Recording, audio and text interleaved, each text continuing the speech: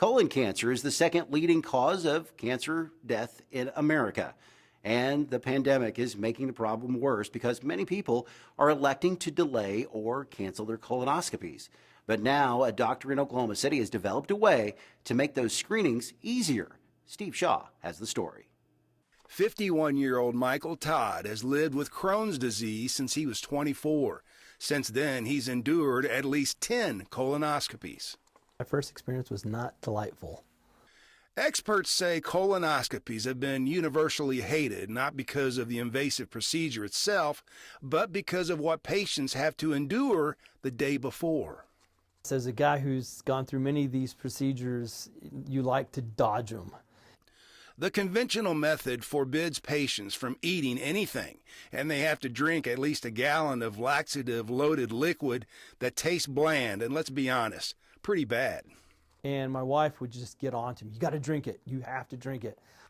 Oklahoma currently ranks 49th out of 50 states when it comes to the frequency of colon cancer screenings, which right now hovers at around 65%. 30 years ago in the Sooner State, it was half that.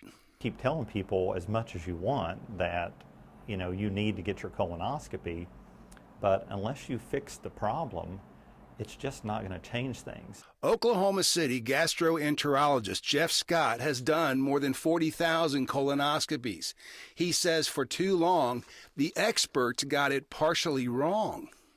It's just something that we got used to, in the medical world, just telling people don't eat. It's simpler to tell them don't eat, than to try to pick what they can eat. Scott and other local gastroenterologists tell me large recent studies have shown patients who are about to have colonoscopies can actually eat something called a low residue diet the day before the procedure.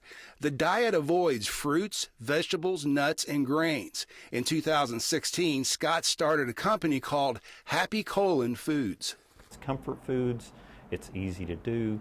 And so that's really what we try to do is create this kind of diet that was compliant with low residue recommendations, but also was enjoyable for the patient.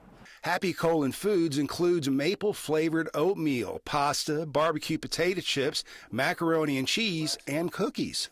The oatmeal was really good. Put a little sugar in it. It was great. I had the pasta. And I put a little mozzarella cheese on it because it was on the list, and it made it, everything went really lightly. It was really good. It was a really nice experience for the day of doing that. The Happy Colon regimen also features several FDA-approved flavored laxative powders patients sprinkle into glasses of water and drink throughout the day before their colonoscopy. It's really easy to do it. The packaging. The stuff, it's not bland food. He gives a list of stuff that you can also add to it that won't affect you. And so you can kind of doctor up your stuff if you like it doctored up a little bit. But it was a lot easier going down. Happy Colon is only 4 years old, but they're already in 13 states. Yukon resident Sarah Gio says her experience before and after Happy Colon Foods was stark. I didn't have all the discomfort, the miserable dread. I was just very shocked how pleasant, you didn't have all of the things that you had before. OU Medical Center Chief of Clinical Services William Tierney says a low residue diet the day before a colonoscopy is a game changer. Number one, they tolerate it much better. Patients overwhelmingly find that to be a better process to go through for the colonoscopy, and they're more likely to repeat that regimen in the future. And in fact, in some studies, it is actually shown that the bowel is actually cleaner when the physician does the colonoscopy.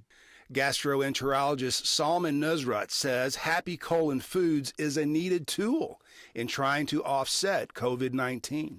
Because of COVID, we have not been able to, patients are more reluctant to seek care and come to, show up for their procedures, and they are missing their colonoscopies and surveillance colonoscopies. Michael Todd is ready for his next one. My insurance doesn't even pay for it, and it's the best money I've ever spent. Steve Shaw, the Oklahoma News Report.